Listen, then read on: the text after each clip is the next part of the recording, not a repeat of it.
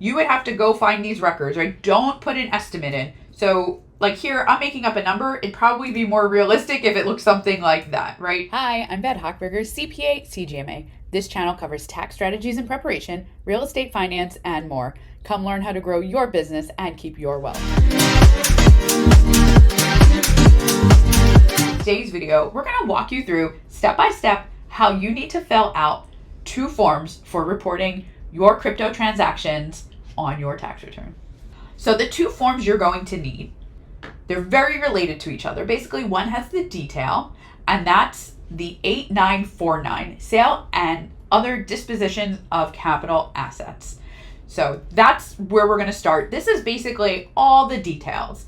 You can put every single transaction that you have on this form. So you're going to start at the top here, right? You're going to start right here where it says name, right? Whatever your name is, your social security number, don't put this. This will not go through with the IRS. I'm just putting it here as a demonstration. And then you're going to have to figure out if you're looking at short-term or long-term. So if you're looking at short-term, and those are transactions that take place in less than a year. So if you bought it in June and you sold it in November, it's less than a year, you're going here. And now, for a lot of the crypto transactions, right, you're going to end up checking box C. Now, this is if whatever platform, wallet, etc. you're using does not give you a 1099-B. Now, if you're using like a Robinhood or something like that, where they give you a 1099, you're not looking at this one. You're going to be clicking here. Your situation is a little bit more straightforward. But when you've got the crypto that's not being reported anywhere to the IRS, you are checking Schedule C. Then we keep moving down. This is going to be a description, right? Maybe it was 1 Bitcoin, right? Something that just describes what it is, what you bought, what you sold, something simple like that. Now, when did you acquire it, or when did you buy it, or mine it, or receive it, right? It depends on what kind of transaction it is. So maybe this was like, I don't know, I got it June 2nd. Great.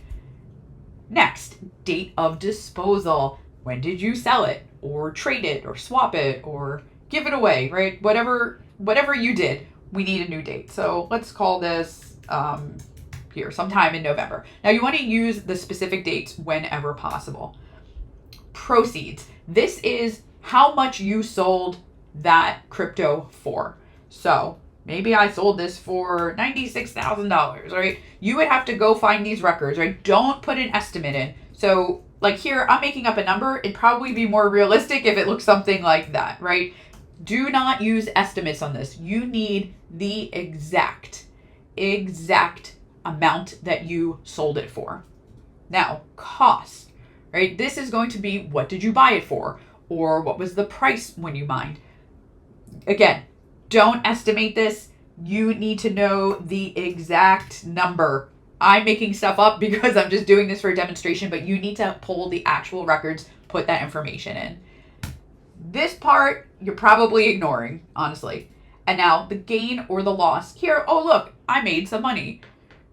You're going to have to do a little bit of math, unfortunately, right? So for this particular one, this example that I made up, right, I made, looks like 1886, and that is going to be my gain. And this is all from one transaction, right? So if you have a lot of transactions, you're going to be busy filling out this form.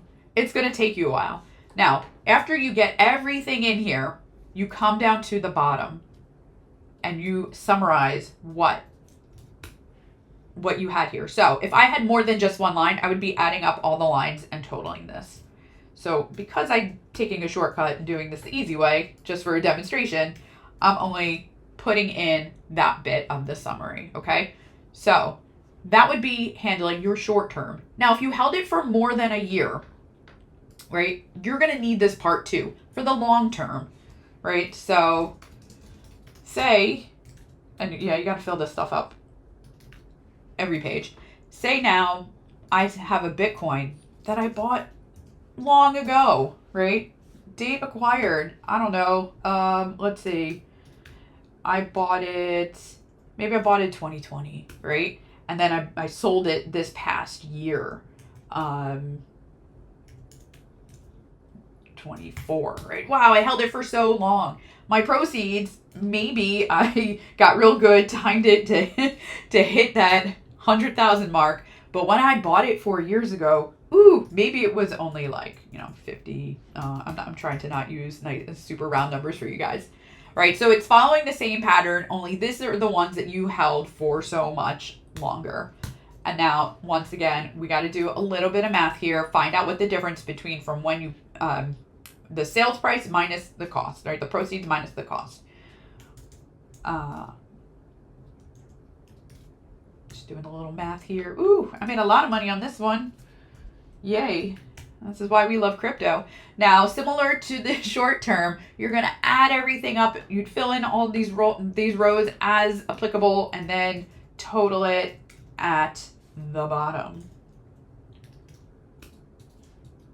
And now we have our detailed transactions entered, okay? So from there, we're actually going to have to move to a different form, right? We're going to go from that form.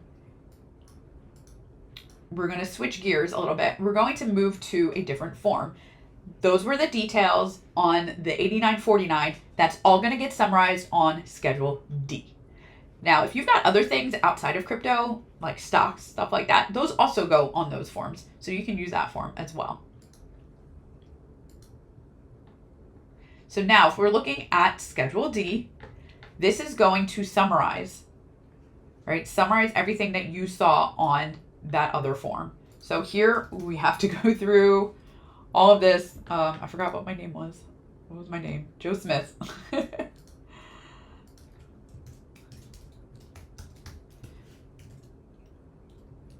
gonna fill that in again. Now here you have to a little bit match, right?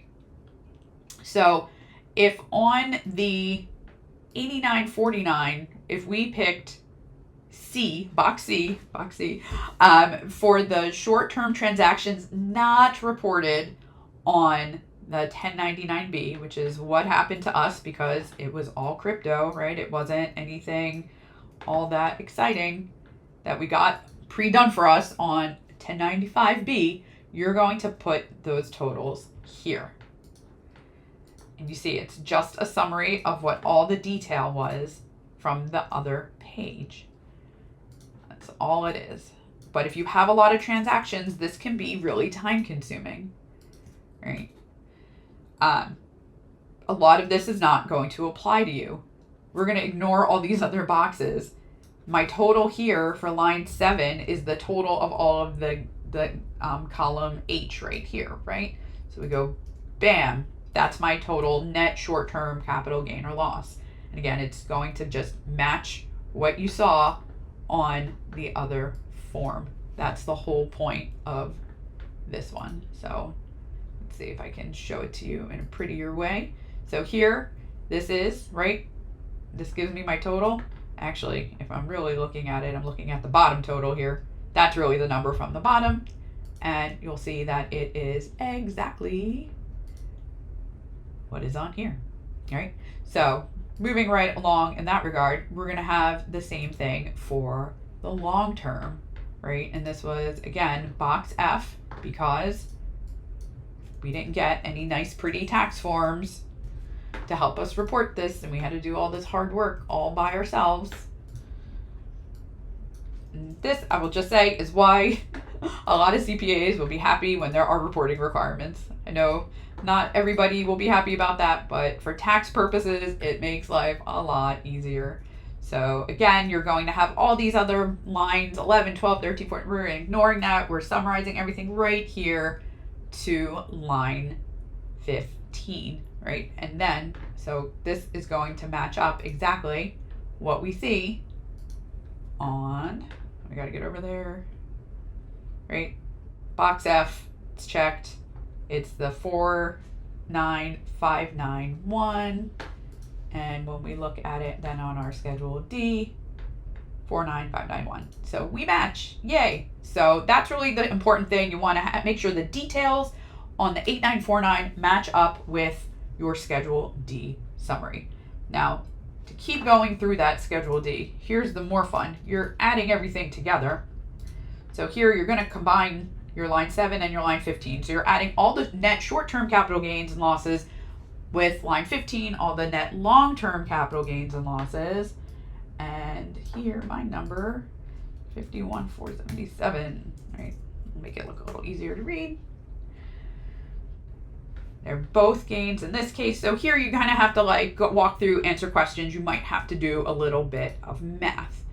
A lot of these things aren't going to apply to you. It's not a loss, right? We're not looking at 28% rate, 28% rate gains. We're not looking at unrecaptured section 1250, right? So that's pretty much what you're dealing with, and it's not a loss. Hopefully for you, it's not a loss. So that's pretty much how this works, how getting through the reporting for your crypto happens. Now, if you have a lot of crypto, there might be other ways to report this that makes life a little bit easier. So for example, we usually recommend that if you have a lot of crypto, you use a crypto tax software that will summarize everything for you, so you don't literally have to walk like line by line like that. It's kind of painful, but you know, you gotta do what you gotta do. So have any questions about this, feel free to reach out to us. We work on this all the time. It's simpler for us to do often than it is for you, but if you got any questions, drop a comment. We'll see you next time. Thank you for watching. If you found this helpful, please leave a comment, like, and subscribe. Stay tuned for more tips on growing your business and your wealth. Bye.